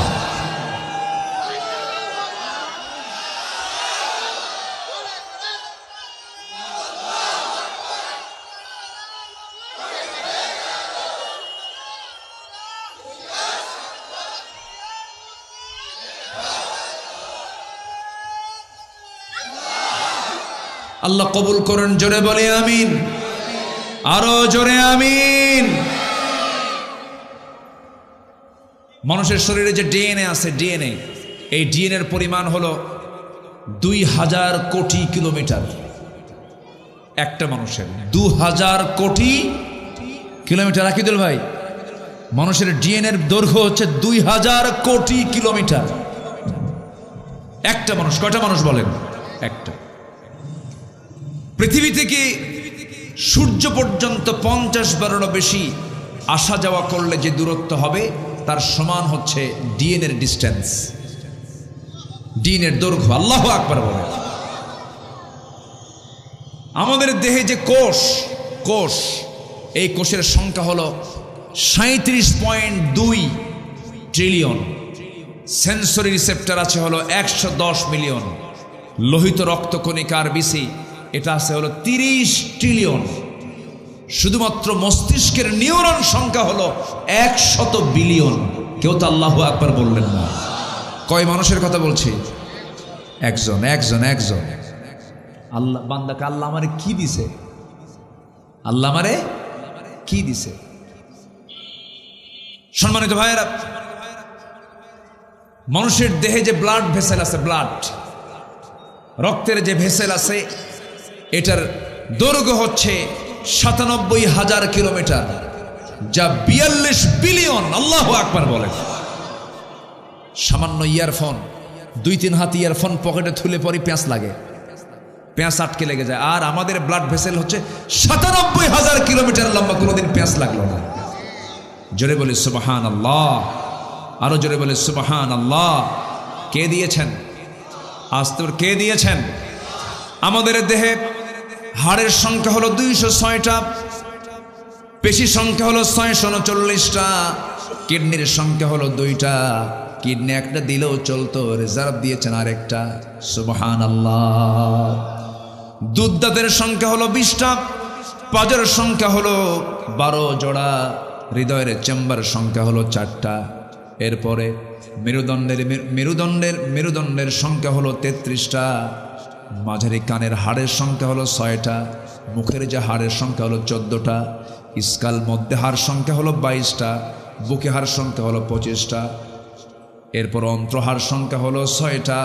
আমার বন্ধুগণ, মানুষের বাহুতে পেশির সংখ্যা হলো 72টা, হৃদয়ের পাম্প হলো 2টা, বৃহত্তম অঙ্গ হলো চামড়া, বৃহত্তম গ্রন্থি হলো লিভার, ছোট কোষ হলো রক্তের কোষ, বৃহত্তম কোষ হলো ডিম বা সেল, ছোট হাড় হলো স্ট্র্যাপ, সর্বাধিক ধমনী হলো 12টা। আমাদের দেহে রক্তের একটি সমুদ্রের সমপরিমাণ লবণ রয়েছে। জোরে কই সুবহানাল্লাহ। আল্লাহ রাব্বুল আলামিন মাথা থেকে পা পর্যন্ত বান্দাকে নিজেই বলছেন। আল্লাহ রাব্বুল আলামিন বলছেন, বান্দা নিজেই তোমার নিজের দিকে তাকায় দেখো, কাউকে দেখা লাগবে না। আমাকে চেনার জন্য আমি তোমার মধ্যে সব কিছু দিয়ে দিয়েছি। ওয়াফি আনফুসিকুম আফালা তুবসিরুন। বান্দা তুমি তোমার নিজের দিকে তাকায় দেখো, আমি তোমাকে কত সুন্দর করে বানায় দিয়েছি। বান্দা, আমার নামে জিকিরটা করো, আমার শুকরিয়া আদায় করো, আমার সঙ্গে তুমি সখ্যতা গড়ে তোলো, আমার সঙ্গে তুমি মহাব্বত গড়ে তোলো। ফজর যখন আজান হয়ে যাবে, যখন কোনো বান্দা ওই সময় যদি ঘুম থেকে উঠতে পারে, শয়তান তাকে ওয়াসওয়াসা দিতে পারে না। শয়তান প্রত্যেক রাত্রিতে এসে বান্দার শিওরে ফজরের একটু আগ দিয়ে যে সময় তাহাজ্জুদের সময়, সেই সময় শয়তান এসে প্রত্যেক বান্দার শিওরে বসে 3টা গিট মারে। কয়টা গিট মারে বলেন? গিট মারা বোঝেন তো? গিট কাকে বলে? এলাকায় কি বলে? গিরা। ও যে মানে দড়ি দিয়ে যে বাঁধে, কি বলে? গিরা মারে। হ্যাঁ, গিরা তো, এটাও গিরা। এটা গিরা না নাকি? এটাও গিরা। গিট দেওয়া মানে বাঁধন দেওয়া, বাঁধন। শয়তান করে কি? প্রত্যেক রাতে শেষ রাতে এসে 3টা বাঁধন, 3টা গিট বান্দাকে মেরে দিয়ে সে আবার ওয়াজও করে। তার ওয়াজটা হলো আলাইকা লাইলুন তাবিল, আলাইকা লাইলুন তাবিল। ও বান্দা, তোমার রাত বড় লম্বা, ঘুমাও ঘুমাও, তোমার রাত বড় লম্বা। আজান হয়ে যায়, বান্দা ওঠে না। কিন্তু ওই সময় ওই 3টা গিট যদি কেউ ছুটাতে চাই, রাসূল পরামর্শ দিলেন 3টা কাজ করলে পরে শয়তানের গিট 3টাই ছুটে যায়। নাম্বার 1 হলো, বান্দা যদি ওই সময় গা ঝাড়া দিয়া আলহামদুলিল্লাহিল্লাযী আহইয়ানা বা'দামা আমাতানা ওয়া ইলাইহিন নুশুর, যদি বান্দা যদি এই দোয়া পড়ে যদি বিছনা থেকে উঠে, পিঠটাকে যদি বিছনা থেকে সরায় দিয়ে বসে পড়ে, তার একটা ওই বাঁধনটা ছুটে যায়, একটা গিট ছুটে যায়। আবার যখন সে ওযু বানায় নামাজের নিয়তে, ওযুর মধ্য দিয়ে 2টা গিট তার ছুটে গেল। যখন সে হেঁটে হেঁটে মসজিদের দিকে রওনা দিয়ে যখন নামাজটা শুরু করে দিল, সূরা ফাতিহা যখন পড়ল, তার 3 নাম্বার গিটটাও ছুটে গেল। 24 ঘন্টা বাকি সময়টা শয়তান তার কাছে আসার আর সাহস পায় না। জোরে কোন সুবহানাল্লাহ। তাহলে ফজরের পূর্বে আমরা কয়টা বাঁধন ছুটাবো বলেন? কয়টা গিট ছুটাবো বলেন? এই 3টা গিট বেঁধে দেয় কে? কারণ কে বেঁধে দেয়? সবাইকে আজকের থেকে এই 3টা গিট কি ছুটাতে রাজি আছি? ফজর পড়বেন কারা কারা একটু হাত তুলে দেখান দেখি। জোরে বলি ইয়া আল্লাহ, আরো জোরে বলি ইয়া আল্লাহ। আমাদেরকে 5 ওয়াক্ত সালাত আদায় করার তৌফিক তুমি আল্লাহ দিয়ে দাও। জোরে বলি আমিন, আরো জোরে আমিন, আরো জোরে আমিন। নামাজ কার হক? আসতে বলে নামাজ কার হক? যে দলে নামাজ নেই সেই দলে আমরা নাই। রাজি আছেন তো? যে দলের কর্মসূচিতে নামাজের কর্মসূচি থাকে না, সেই দলের নেতৃত্বের মুখে আমরা থুতু মারি। মনে থাকবে তো সবার? আমার দেশে এমন দল আছে না নাই যে দলের নেতাও নামাজ পড়ে না, কর্মীও নামাজ পড়ে না, এবং দলের কোনো নির্দেশনাও নাই যে নামাজ পড়ো। সম্মানিত ভাইয়েরা, যেখানে আল্লাহর হক নষ্ট হবে সেই জায়গায় আমার যাওয়ার কোনো দরকার নাই। নাম্বার 1 হচ্ছে যারা আল্লাহর কৃত ওয়াদা যারা পূর্ণ করবে। আল্লাহ পাক ওই সমস্ত বান্দাকে বিবেকবান বান্দা বলেছেন। বিবেকবান বান্দার পরিচয় হচ্ছে তার ওয়াদা কখনো ভঙ্গ হবে না। ওয়াদা কখনো ভঙ্গ হবে না, সে তার ওয়াদা পূর্ণ করবে। 1 নম্বর ওয়াদা করে এসেছি আমরা রুহের জগতে। কার কাছে? আল্লাহর কাছে। বসেন, আমি কি শেষ করে দেব নাকি? আমার আলোচনা বুঝতে পারছেন তো সবাই? কারো কোনো কষ্ট নেই তো? বলি ইনশাআল্লাহ। 1 নম্বর ওয়াদা আমরা করেছি রুহের জগতে, কিন্তু এটা কি মনে আছে আপনাদের? মনে আছে? আমরা যে ওয়াদা করে আসছে, হ্যাঁ তুমি আমার রব, মনে আছে আপনাদের? হ্যাঁ, এই মনে আছে কার? হাত তোলেন দেখি।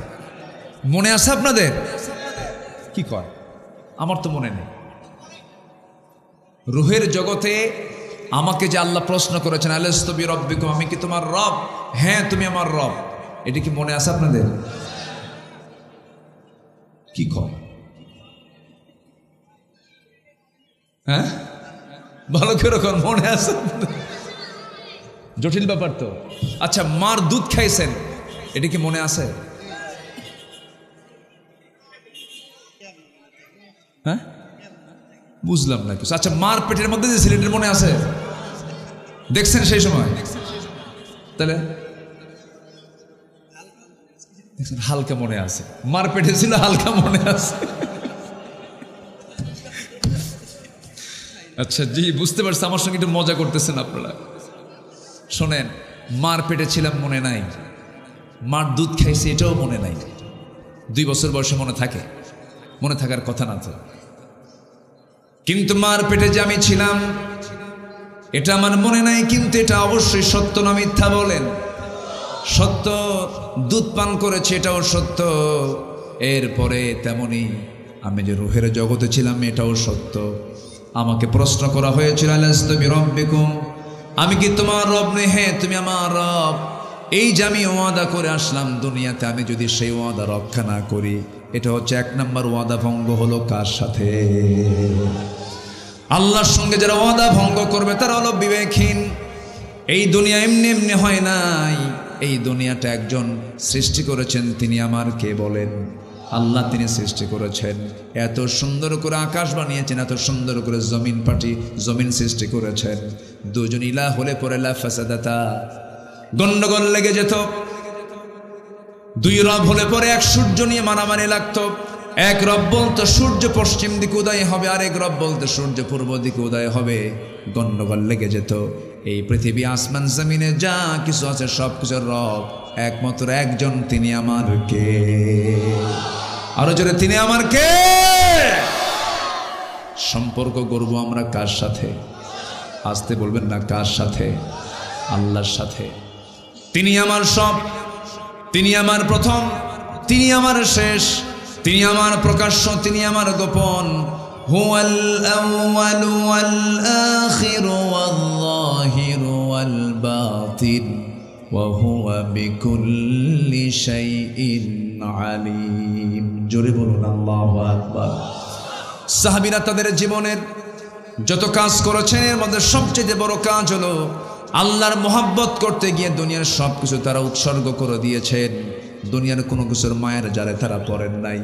বউ ছেড়ে দিয়েছেন, সন্তান ছেড়ে দিয়েছেন, পরিবার ছেড়ে দিয়েছেন, ব্যবসা ছেড়ে দিয়েছেন, সমাজ ছেড়ে দিয়েছেন। ইমানকে রক্ষা করতে গিয়া বাড়ি পর্যন্ত ছেড়েছেন, হিজরত পর্যন্ত করেছেন। আল্লাহ রাব্বুল আলামিন ওই সমস্ত সাহাবীদের ব্যাপারে নিজে ঘোষণা দিয়েছেন, রাদিয়াল্লাহু আনহুম ওয়া রাদু আন যালিকা লিমান খাশিয়া রাব্বাহ। জোরে বলুন আল্লাহু আকবার। কেন খুশি হয়েছেন? যে এক নম্বর কাজ তারা করেছেন সেটা হলো আল্লাহর সঙ্গে যে কৃত অঙ্গীকার, যে অঙ্গীকার ছিল, যে ওয়াদা ছিল, সে ওয়াদা তারা অক্ষরে অক্ষরে পালন করেছেন। আমার নবীজি মক্কা ছেড়ে মদিনার দিকে আসতেছেন, সাহাবে কেরাম বললেন, ইয়া রাসূলুল্লাহ, ব্যবসার দরকার নাই। আব্দুর রহমান ইবনে আউফ শত শত কোটি টাকার মালিক, ব্যবসা ছেড়ে দিয়ে নবীর সঙ্গে রওনা দিলেন। আরো শত শত সাহাবীরা বউ পরিবার সব ছেড়ে দিলেন। হুজুর, আমার বউ তো দিন গ্রহণ করে নাই, আমি আমার পরিবার ছেড়ে চলে আসছি। সন্তানরা দিন মানে নাই, সব ছেড়ে চলে আসছে। পরিবারের মায়া, ব্যবসার মায়া, সব মায়া ছেড়ে সব মদিনার দিকে রওনা করেছেন।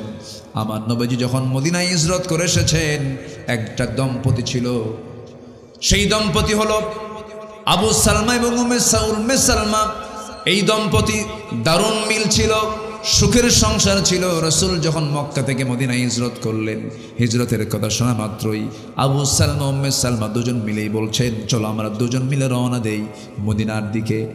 হঠাৎ করে সংবাদ যখন পরিবারের কাছে যখন চলে গেল, উম্মে সালমার বাপ মা উম্মে সালমাকে স্বামীর কাছ থেকে জোরপূর্বক নিয়ে চলে গেল। আবার আবু সালমার ভাইরা, তার বড় একটা ছেলে ছিল, ছোট্ট ছেলে, সেই ছোট্ট ছেলেটাকে তারা নিয়ে চলে গেল জোরপূর্বক। আবু সালমা মুস্কি মুস্কি হাসি মেরে বলছেন, আল্লাহর সঙ্গে যে ওয়াদা করেছে সেই ওয়াদা তো কখনো ভঙ্গ করতে পারবো না। আল্লাযীনা ইউফুনা বিআহদিল্লাহ, আল্লাহর সঙ্গে ওয়াদা ভঙ্গ করা যাবে না। আমার সন্তান তোমরা ছিনিয়ে নিয়েছো, নিয়ে যাও। আমার বউকে তোমরা জোরপূর্বক রেখে দিয়েছো, রেখে দাও। দুনিয়ার সব দরবার ছাড়বো, কিন্তু আমি আমার আল্লাহ এবং নবীজির দরবার আমি কখনো ছাড়বো না। হিজরত করলেন, মক্কা থেকে একাই রওনা করলেন। দুনিয়ার সব মোহ ছেড়ে দিয়া, স্ত্রী পরিবার পরিজন সব কিছু ছেড়ে দিয়া রওনা দিয়েছেন। মদিনায় পৌঁছে গেলেন। উম্মে সালমাকে আটকে রাখলো তার বাপ মা। 9টা মাস 10টা মাস চলে গেল, একটা বছর প্রায় চলে গেল। উম্মে সালমা স্বামীর কথা মনে হয়ে গেছে। সন্তানকে লুকায়া, সন্তানকে চোখের ফাঁকি দিয়া সন্তানকে সঙ্গে করে নিয়ে কোন এক রাতের আধারে তিনি রওনা দিয়েছেন। রওনা দিয়ে মদিনা পর্যন্ত পৌঁছে গেছেন। সহি বর্ণনা, মদিনায় যখন পৌঁছে গেছেন, মদিনার মসজিদ থেকে আজান শুরু হয়ে গেছে। সাইয়েদনা বেলাল আজান দিয়েছেন। নামাজ শেষ হয়েছে, ফজরের নামাজ দায়িত্ব পালন করেছেন আমার নবীজি, মুদের দায়িত্ব পালন করেছেন। নামাজ শেষ হওয়া মাত্র একটা ঘোষণা আসলো, আসসালাতু আলাল মাইয়িত, একটা মৃত্যুর নামাজ হবে, মৃত্যুর জানাজা হবে। একটা মৃত ব্যক্তি ইন্তেকাল, একজন ব্যক্তির ইন্তেকাল হয়েছে, মৃত ব্যক্তির জানাজা শুরু হবে। সেই মৃত ব্যক্তির নামটা বলে ফেললেন, আবু সালমা আজকে দুনিয়া থেকে বিদায় নিয়েছেন। এই সংবাদ যখন উম্মে সালমার কানে যখন চলে গেছে, উম্মে সালমা শুনলেন, কিন্তু অস্বস্তি হলেন না, অস্থির চিত্ততা দেখালেন না। বুকে তার প্রচণ্ড কষ্ট হচ্ছিল। হারে, একটা বছর দেখি না আমার স্বামীর সঙ্গে দেখা করার জন্য মদিনা পর্যন্ত আসলাম, অথচ আজকে সে ইন্তেকাল করলো, আজকে সে দুনিয়া থেকে বিদায় হলো। বারবার তিনি ইন্না লিল্লাহ বলছেন, বারবার ইন্না লিল্লাহ বলছেন। চিৎকার করে আফসোস করছেন না, বিলাপ করছেন না, মাতম করছেন না। কারণ মানুষ যখন মারা যায়, মাতম করাটা হালাল না হারাম? আজকে মাতম করাটা হালাল না হারাম? মাতম করা মানে আল্লাহর প্রতি নারাজ হয়ে যাওয়া। আপনার বাবা ইন্তেকাল করেছেন, বলবেন ইন্না লিল্লাহ। মা ইন্তেকাল করেছেন, বলবেন ইন্না লিল্লাহ। ছেলে ইন্তেকাল করেছেন, বলবেন ইন্না লিল্লাহ। মেয়ে ইন্তেকাল করেছেন, বলবেন ইন্না লিল্লাহ। বাবা ইন্তেকাল করেছেন, বলবেন ইন্না লিল্লাহ। যদি আপনি বুকে শুধু মাতম করেন, মাটি থাবড়ান, জিহ্বা কামড়ান, চিৎকার করেন, বিভিন্ন কথাগুলো বলেন। কারণ ওই বান্দার মৃত্যুর ফয়সালা কারো থেকে হয় না, মৃত্যুর ফয়সালা হয় একমাত্র কার পক্ষ থেকে। এই জন্য বলতে হবে ইন্না লিল্লাহ, বলেন ইন্না লিল্লাহ। এটা হলো সবচেয়ে বড় দোয়া। এর বাইরে কখনো বলা যাবে না আহারে ক্ষণ জন্মা, আহারে কেমনে বললো, আহারে ওই জায়গায় না গেলেও হতো, আহারে কেমন করে দুনিয়া থেকে বিদায় হলো, এমন করে বলা মানেই আল্লাহর নারাজ হয়ে যাওয়া, আল্লাহ পাক নারাজ হয়ে যান। ওই সমস্ত কথাগুলো উম্মে সালমা কিচ্ছু বললেন না, শুধু বলছেন ইন্না লিল্লাহ ইন্না লিল্লাহ ইন্না লিল্লাহ। আমার স্বামী চলে গেছে, আফসোস করছেন না, শুধু ইন্না লিল্লাহ বলছেন, দোয়া করছেন তার জন্য, আল্লাহ তুমি আমার স্বামীটাকে উত্তম জান্নাত দিয়ে দাও। এইদিকে আমার নবীর কানে সংবাদ চলে গেল, হুজুর আবু সালমাকে আমরা হারিয়েছি। উম্মে সালমা তো মদিনায় চলে এসেছে, তার স্বামী দুনিয়া থেকে বিদায় নিয়েছেন। রাসূল বলছেন উম্মে সালমার সামনে আমাকে নিয়ে চলো। তিনি গেলেন, এতিম একটা ছোট্ট সন্তান তার কোলে। রাসূল কেঁদে কেঁদে বলছেন উম্মে সালমা টেনশন করো কেন, আমার অনেক সাহাবী আছে, বিয়ের বন্দোবস্ত হয়ে যাবে, আর তোমার সন্তানটার ব্যাপারে কোনো টেনশন নাই, তোমার সন্তানের দেখাশোনার দায়িত্ব আমি রাসূল নিজের কাঁধে উঠাইয়া নিলাম। আমার নবীজি কোনো শিশুকে দেখলে পরেই অস্থির হয়ে যেতেন। ঈদের দিন আমার নবীজি এক বাচ্চাকে কাঁদতে কাঁদতে বেকারার অবস্থায় দেখতে পেলেন, সন্তানটাকে চট করে কোলের মধ্যে উঠায় নিলেন, গায়ে কাপড় চোপড় তেমন নাই, সোজা ঘরের মধ্যে ঢুকে গিয়ে বলছেন আয়েশা রে দেখো কত বড় মেহমান নিয়ে এসেছি, কত বড় আমাদের সম্পদ নিয়ে এসেছি। এই যে আয়েশা দেখো এসে যে সন্তান, সন্তানের কান্না থামে না। রাসূল বলছেন সন্তান রে কাঁদো কেন, তোমার কোনো টেনশন নাই, তোমার বাপ নাই মা নাই, আজকের থেকে এই যে আয়েশা এটা তোমার মা, আর তোমার সামনে রাসূল যে দাঁড়ায় আছেন এই ব্যক্তিটা তোমার আব্বা। জোরে কান সুবহানাল্লাহ। সঙ্গে সঙ্গে উম্মে সালমার সন্তানটাকে কোলের মধ্যে নিয়ে বলছেন এই সন্তানকে আমি দেখব। উম্মে সালমা টেনশনগ্রস্ত হয়ে যাবে। উম্মে সালমা বলছেন ইয়া রাসূলুল্লাহি, এই জাগতিক জীবনে আমার বিশ্বাস আমার স্বামীর চাইতে উত্তম কোনো পুরুষ এই দুনিয়াতে দ্বিতীয়টা নাই, আসলেই নাই। উম্মে সালমার স্বামী আবু সালমা বড় আল্লাহওয়ালা ছিলেন, উপযুক্ত কোনো পুরুষ দুনিয়াতে সেই সময় ছিল না, কিন্তু আমার নবীজি চুপ থেকে গেলেন। তার বিয়ের ব্যবস্থা করতে চাইলেন, কিন্তু মহিলা বলছেন না আমার স্বামীর কোনো প্রয়োজন নেই, কারণ আমার স্বামীর জায়গা অন্য কোনো পুরুষ, পৃথিবীতে উপযুক্ত কোনো পুরুষ আমার দৃষ্টিতে নাই। আমার নবীজি চুপ থেকে গেলেন, কিচ্ছু বললেন না, কিন্তু মহিলার মুখ থেকে শুধু বের হয়েছে ইন্না লিল্লাহ।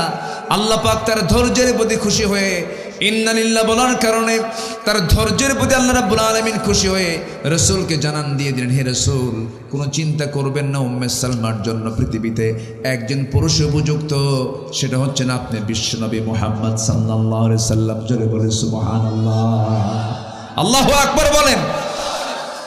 সন্তুষ্ট থাকবো কার উপরে? আসতে বলবেন না, কার উপরে? আল্লাহর উপরে সন্তুষ্ট চিত্ততা নিয়ে থাকতে হবে, কখনো মন খারাপ করা যাবে না। যা করেন কার ফয়সালা? আসতে বলবেন না, কার ফয়সালা? ওয়াদা ভঙ্গ করব না। এক নাম্বার কার সঙ্গে ওয়াদা? আসতে বলেন কার সঙ্গে ওয়াদা? আল্লাহ আমাকে বলেছেন 5 ওয়াক্ত সালাত আদায় করো। আমাকে কয় ওয়াক্ত সালাত আদায় করতে হবে? 5 ওয়াক্ত। সবাই কি পড়তে রাজি আছেন? 5 ওয়াক্ত নামাজ পড়বেন কারা কারা? একটু হাত তুলে দেখেন দেখি। জোরে বলি ইয়া আল্লাহ, আরো জোরে বলি ইয়া আল্লাহ। আমাদেরকে 5 ওয়াক্ত সালাত আদায় করার তৌফিক তুমি আল্লাহ দিয়া দাও। জোরে বলি আমিন, আরো জোরে আমিন, আরো জোরে আমিন। নাম্বার 2 হলো অঙ্গীকার ভঙ্গ না করা। যে কোনো ওয়াদা কোনো ভঙ্গ একজন ইমানদার করতে পারে না। ইদা ওয়াদা খলাফা, ওয়াদা যখন করে ওয়াদা ভঙ্গ করে, এটা কি ইমানদারের স্বভাব না মুনাফিকের স্বভাব? বলেন কার স্বভাব? বলেন মুনাফিকের স্বভাব। একটা মানুষের ইমান চেক হয় হলো লেনদেনে। লেনদেন যার ভালো তার ইমানটা ভালো, লেনদেন যার ভালো না তার ইমানটা কখনো ভালো হতে পারে না। আজকের সমাজে লেনদেনের হালত কি খারাপ না ভালো? যে ঋণ দেয় সে কি বিপদে? যে না যে ঋণ নেয় সেই বিপদে। হ্যাঁ বলেন বলেন বলেন। যে দেয় সেই বিপদে। যদি আপনি সম্পর্ক নষ্ট করতে চান কাউকে টাকা দিয়ে রাখবেন, সম্পর্ক শেষ। কি আমি কি ভুল বললাম? ইমান হচ্ছে লেনদেনে। ভাবতেছেন শুধু ইমান নামাজে? কোরআনে কারীমের ব্যাপারে একটা প্রশ্ন করি আপনাকে, বলুন তো কোরআনে কারীমের কোন আয়াতটা সবচাইতে বড়? না, শ্রেষ্ঠ আয়াত। মানে বাক্যের দিক থেকে সবচাইতে বড় আয়াত কিসের আয়াত জানেন? লেনদেনের। বলেন কিসের আয়াত? বলেন লেনদেনের। সবচেয়ে বড় আয়াত ওটা, সবচেয়ে লম্বা, মানে অনেক বড় আকারে বড় যে আয়াতটা সবচাইতে বড়, সেটা হচ্ছে লেনদেন সম্পর্কিত আয়াত। আল্লাহ রাব্বুল আলামিন বলেন, ইয়া আইয়ুহাল্লাযীনা আমানু ইযা তাদায়ানতুম বিদাইনিন ইলা আজালিম মুসাম্মান ফাকতুবু। জোরে বলুন আল্লাহু আকবার। তোমরা যখন কোনো লেনদেন করতে যাবে, মৌখিক কোনো কিছু সিদ্ধান্ত নেবে না, তোমরা লিখিত করবে। ফাকতুবু, যখন তোমরা লেনদেন করতে যাবে সেই সময় তোমরা লিখিত করে নিবা। পরামর্শটা কার? পরামর্শকার, যেন শয়তান যেন কোনো ওয়াসওয়াসা না দিতে পারে। তাহলে লেনদেন কি ইমানের অংশ নয়? আস্তে, লেনদেন কি ইমানের অংশ নয়? এখানে ওয়াদা ভঙ্গ আছে কিনা বলেন? ওয়াদা ভঙ্গ আছে। ভাই আমি তোমাকে অমুক দিন টাকাটা দিয়ে দেব, তুমি আমাকে কিছু টাকা দাও। অমুক দিন দেয় না, তারপরে যায় সেই দিনও দেয় না, তারপরে দিন সেই দিনও দেয় না। 4-5 বার ঘোরার পর যে টাকা পায়, যে টাকা পাবে, একদিন ধমকের সুরি বলে ফেললো, ভাই তুমি কি আমাকে সত্যি টাকা দিবে না? জবাবে বলে, তুমি কি আমার কথার মেজাজের টের পাও না? মানে ও যে দেবে না এরকম করে বুঝাচ্ছে। রাগের ঠেলায় যে টাকা পায়, যে ঋণ দাতা রাগের ঠেলায় বলে, ও আল্লাহ তোমার নামের কসম করে বলতেছে এই লোকের কাছে আর জীবনে টাকা চাবো না, হাসরে তোর থেকে টাকা তুলে নেব। জবাবে ঋণ গ্রহীতা বলে, লম্বা ডেট পাইলাম। কি ডেট পাইলাম? কর, লম্বা ডেট পাইলাম। তাহলে বলেন আজকের সমাজে যে লোকটার ভিতরে যখন দেখবেন যে তার লেনদেনের সমস্যা, তার ইমানের সমস্যা আছে না নাই? ইমানদারের লেনদেনে কখনো সমস্যা হবে না, কারণ ইমানদার জানে 1 পয়সা ঋণ করে যদি কেউ মারা যায়, কিয়ামতের দিন তাকে আল্লাহ পাক আটকায় ফেলবেন, তার শাহাদাত পর্যন্ত বানচাল হয়ে যাবে। শাহাদাত, রক্ত দিয়ে জীবন দিয়ে শহীদ হয়েছিল, তার শাহাদাত পর্যন্ত ক্যান্সেল হবে শুধু ঋণ রেখে গেলে, লেনদেন ভুল করে গেলে। এই জন্য রাসূল করিম সাল্লাল্লাহু আলাইহি ওয়াসাল্লাম তিনি প্রত্যেক রাত্রিতে যখন শুয়ে পড়তেন তার বালিশের নিচে তিনি ওসিয়ত রাখতেন, হিসাব ক্লিয়ার রাখতেন। কি হিসাব? ক্লিয়ার রাখতেন। এবং বলেছেন যখন তোমরা সকাল পাবে সন্ধ্যার অপেক্ষা করবে না, সন্ধ্যা যখন পাবে ওয়াইদা আমসাইতা ফালা তানতাযিরিস সাবাহ ইদা আসবাহতা ফালা তানতাযিরিল মাসা। যখন সকাল পাবে সন্ধ্যা ভাববে যে আমার নাও আসতে পারে, যখন সন্ধ্যা পাবে তখন ভাববে আমার সামনের সকালটা নাও আসতে পারে। ক্ষমা চাইতে হবে, কারোর কাছ থেকে ক্ষমা চেয়ে নিবা, কারণ রাত্রি দিয়ে বাঁচবা তার কোনো গ্যারান্টি নাই। ঋণ রেখেছ, ঋণটা শোধ করে শুয়ে পড়ো, কারণ তুমি আগামীকাল মারা যাবে, মারা যেতেও পারো, তোমার সন্তান তোমার ঋণ শোধ করবে। কথাগুলো মনে হয় বেশি কড়া বলে ফেলতেছে, বেশি কড়া বলে ফেলতেছি। এগুলো আমাদের জানার দরকার আছে না নাই বলেন তো? আচ্ছা আমার বন্ধুগণ, তাহলে 1 নাম্বার হলো আল্লাহর সঙ্গে কৃত ওয়াদা যারা ভঙ্গ করবে তারা হচ্ছে আল্লাহর লানত প্রাপ্ত বান্দা। যারা ওয়াদা পূর্ণ করবে তারা হচ্ছে চালাক, তারা হচ্ছে উলুল আলবাব, বিবেকবান বান্দা। নাম্বার 2 হলো অঙ্গীকার যারা ভঙ্গ করবে না তারা বিবেকবান বান্দা। নাম্বার 3 হলো যারা সম্পর্ক বজায় রাখে সব সময়। কার সাথে? আসতে বলবেন না, কার সাথে? এই পৃথিবীতে আপনজন বলতে কে আছে আমার বলেন? আসতে বলেন না, কে আছেন? বউ কি আমার আপন না আল্লাহ আপন? ছেলে আপন না আল্লাহ আপন? সম্পদ আপন না আল্লাহ আপন? দুনিয়া আপন না আল্লাহ আপন? ক্ষমতা আপন না আল্লাহ আপন? পৃথিবীর সব এক পাল্লায় দিয়ে দেন, আল্লাহকে এক পাল্লায় দিয়ে দেন। আল্লাহ ছাড়া আমার কোনো গতি নাই। কোথায় যাবেন আপনি? আল্লাহর সাহায্য ছাড়া আমরা এক চুল পরিমাণ নড়তে পারবো না। এই জন্য আল্লাহর সঙ্গে আমরা সম্পর্ক গড়ার চেষ্টা করব। তবে সম্পর্ক গড়ার জন্য, আল্লাহর সঙ্গে সম্পর্ক তৈরি করার জন্য সবচেয়ে উত্তম মাধ্যম হলো শেষ রাত্রিবেলা সেজদায় পড়ে কান্নাকাটি করা। আল্লাহর সামনে যখন কাঁদবো আমরা লজ্জা নিয়ে কাঁদবো না বেহায়া হয়ে কাঁদবো? জোরে বলেন, জোরে জোরে জোরে। লজ্জা নিয়ে না বেহায়া হয়ে কাঁদবো, বেহায়ের মতো কাঁদবো আমরা। আমরা যত বেহায়া হব আল্লাহর সামনে, আল্লাহকে বলবো আল্লাহ জানি না এই ভুল করেছি, তুমি আল্লাহ আমাকে মাফ করে দাও। আল্লাহ অমুক দিন এই ভুলটা করেছে, আল্লাহ তুমি আমাকে মাফ করে দাও। পাপের কথা যে ব্যক্তিকে বলে বেড়ায় সে ভালো মানুষ হতে পারে না। পাপের যত কথাগুলো আছে সব পাপগুলোকে আমি সব বলে দেব কার কাছে? আল্লাহর কাছে বলবো, আল্লাহ অমুক দিন অমুক ভুলটা করেছি, অমুক দিন অমুক পাপটা করেছি, অমুক পাপ কাজে জড়িয়ে পড়েছি, আল্লাহ তুমি আমাকে মাফ করো। তুমি যেমন দুনিয়াতে আড়াল করে রেখেছিলা, হাসরে আমার জন্য আড়াল করে রেখে দিও। আমার হিসাবটা তুমি বড় আল্লাহ জটিল করে দিও না। আল্লাহুম্মা হাসিবনি হিসাবান ইয়াসিরা ইয়া মুকাল্লিবাল কুলুব সাব্বিত কলবি আলা দীনিক। আমার ভাইরা, আমার নবী যখন কাঁদতেন, সই হাদিসের বর্ণনা, আমার রাসূল যখন কাঁদতেন, পানি সিদ্ধ হলে পরে যেমন টকবক টকবক আওয়াজ করে, আমার নবীজির সেজদার মধ্যে যখন কান্না শুরু হয়ে যেত, সিদ্ধওয়ালা টকবকে পানির মতো আমার নবীর মুখ থেকে আওয়াজ বের হতো। এত কাঁদতেন তিনি। একজন ইমানদার বান্দার বৈশিষ্ট্য হলো তার প্রত্যেকটা দিন তার চোখ থেকে কার ভয়ে চোখ পানি বের হবে? আল্লাহর ভয়ে চোখ থেকে পানি বের হবে। ওয়াল্লাযীনা ইয়াবিতুনা লিরাব্বিহিম সুজদান ওয়া কিয়ামা ওয়াল্লাযীনা ইয়াকুলুনা রাব্বানা ইসরিফ আন্না আযাবা জাহান্নাম ইন্না আযাবাহা কানা গরামান ইন্নাহা সাআত মুস্তাকাররাও ওয়া মুকামা। জোরে বলুন আল্লাহু আকবার। কি পরিমাণ কেঁদেছেন তারা, কি পরিমাণ চোখের পানি ফেলে ফেলে কেঁদেছেন। আল্লাহর সঙ্গে মহব্বতটা যত গভীর হবে, আল্লাহর সঙ্গে মহব্বতটা যত গভীর থেকে গভীরতর হবে, আমার আপনার জন্য হিসাবটা তত কমে যাবে। এই জন্য আমরা সম্পর্ক গড়বই যখন, সবার আগে সম্পর্ক গড়বো আমরা কার সাথে? রাজি আছি তো সবাই? সবাই রাজি আছি তো? আল্লাহ কবুল করুন, জোরে বলে আমিন। নাম্বার 4 হলো আল্লাহকে ভয় করা। কাকে ভয় করা বলেন? আল্লাহকে ভয় করা, আল্লাহকে একমাত্র ভয় করা। ওয়ায়াখশাউনা রাব্বাহুম ওয়ায়াখাফুনা সুআল হিসাব। আল্লাহকে ভয় করা। নাম্বার 5 হলো বিচার দিবসকে বিশ্বাস করা। বিচার দিবসের ব্যাপারে ভয় থাকার দরকার আছে না নাই ভাই বলেন? অবশ্যই আছে। বিচার দিবসটা এত ভয়ঙ্কর, বিচার দিবসটা এত ভয়ঙ্কর, সেই বিচার দিবস আমার আপনার সামনে পড়ে আছে।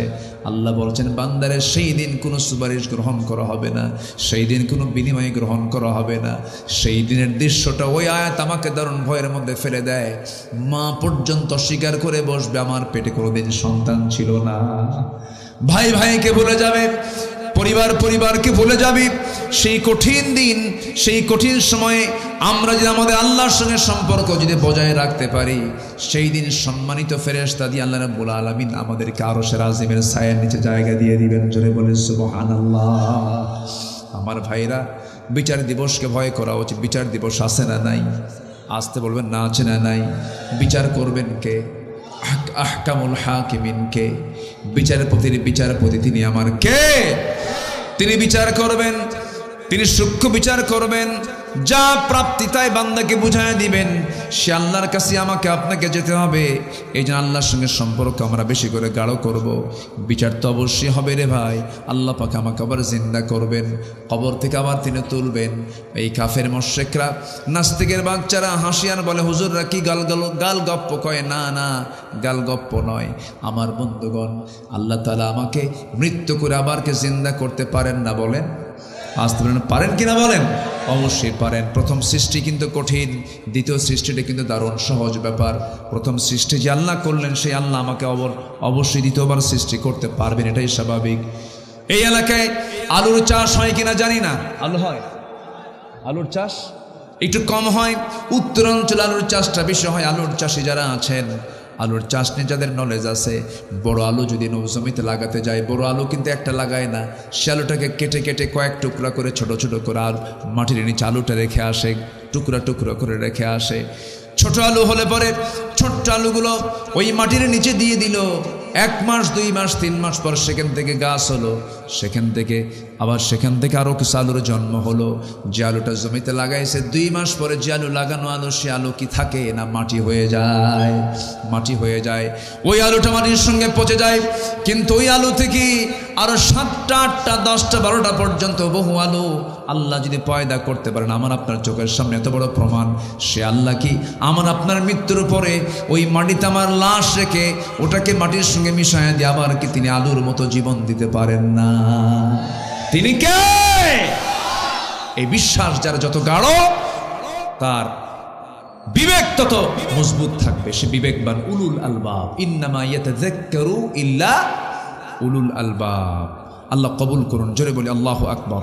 ইন্নামা ইয়াতাযাক্কারু উলুল আলবাব। নাম্বার 5 হলো, নাম্বার 6 হলো সন্তুষ্ট চিত্তে সবর ধরা আল্লাহর প্রতি। সবর 3 প্রকার: সবরু আলা তাআহ, সবরু আনিল মাসিয়াহ, সবরু আলাল ইকদার। ধৈর্য শুধু এরকম না যে খালি বললি হলো আমি খুব ধৈর্যশীল। ধৈর্যের ফলাফল হলো বিপদে পড়ে তার অবস্থা কি, তখন বোঝা যাবে তার ধৈর্যটা কি। ঠিক কিনা? খালি বললে ভাই আমার খুব প্রচন্ড ধৈর্য আছে, এটা বললে হবে না। বিপদ আসার পরে ওই অবস্থায় তার ভূমিকা কি? ধৈর্য। আল্লাহ পাক প্রত্যেকে ধৈর্যশীল হওয়ার তৌফিক দান করুন। ইমানদার অধৈর্যশীল হয় না ধৈর্যশীল হয়?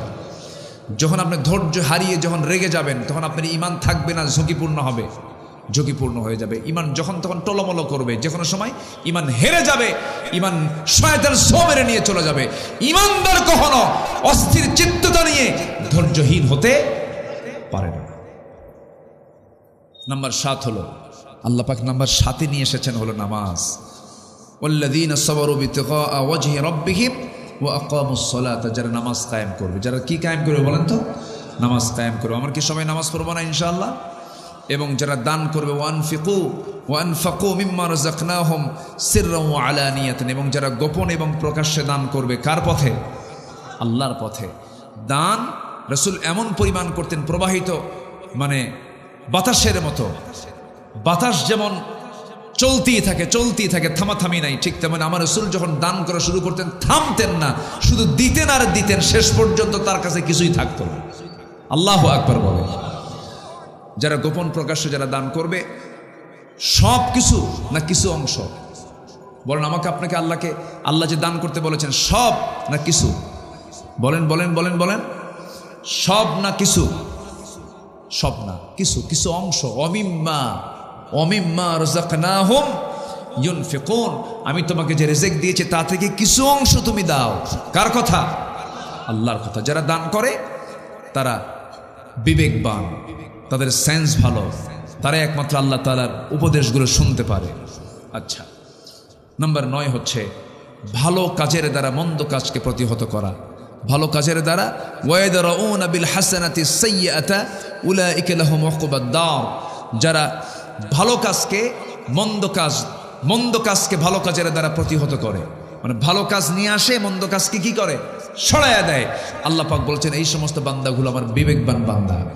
এই সমাজে ধরুন মদ আছে, মদ উল্টায় দিতে হবে। এই সমাজে সুদের কারবার, সুদ উল্টায়া যাকাত ভিত্তিক অর্থনীতি চালু করতে হবে। এই চিন্তা যাদের মধ্যে থাকবে, আল্লাহ পাক বলছেন এই সমস্ত বান্দার মধ্যে আমি আল্লাহ বলছি এরা হচ্ছে উলুল আলবাব, বিবেকবান। এদেরকে আমি আল্লাহ কখনো জাহান্নাম দেব না।